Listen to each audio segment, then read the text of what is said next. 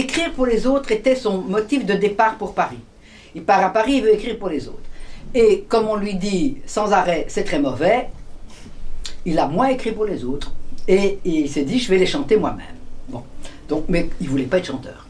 Mais alors il a écrit. Il a écrit, je pense notamment, il y a une chanson pour Sacha Distel qui est très peu connue, qui s'appelle Les Crocodiles.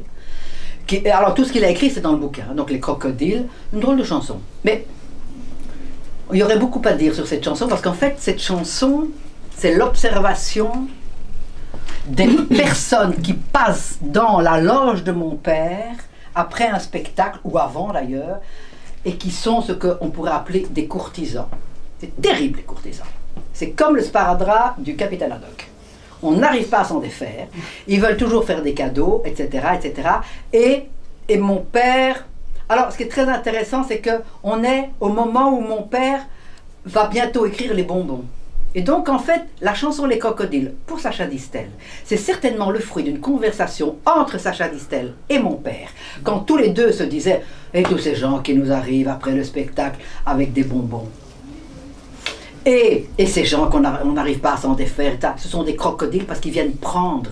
Parce qu'il y a des gens qui sont attirés par les personnes connues. Et donc, les gens pensent que quand ils sont à côté d'une personne connue, ils vont avoir quelque chose en plus. Donc, ils ont une grande bouche, comme les crocodiles.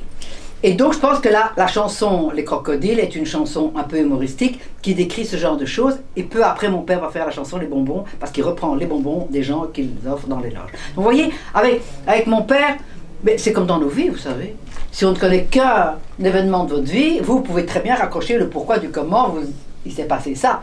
Et avec mon père, c'est pareil. Alors, il a écrit aussi pour Juliette Gréco un texte qui s'appelle « Je suis bien », qu'elle a enregistré.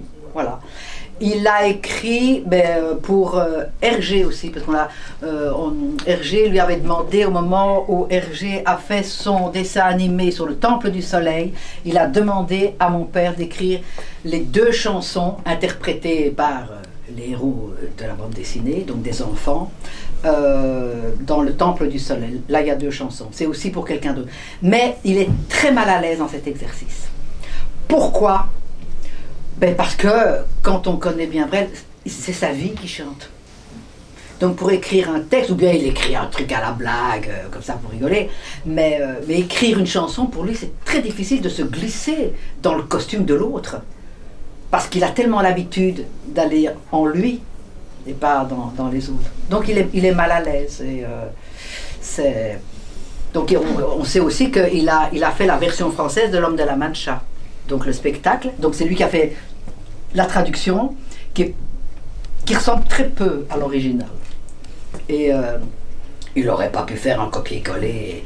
Il fallait qu'il apporte ce qui est de lui. Donc lui, toute sa vie, il a mis de lui dans tout ce qu'il a fait.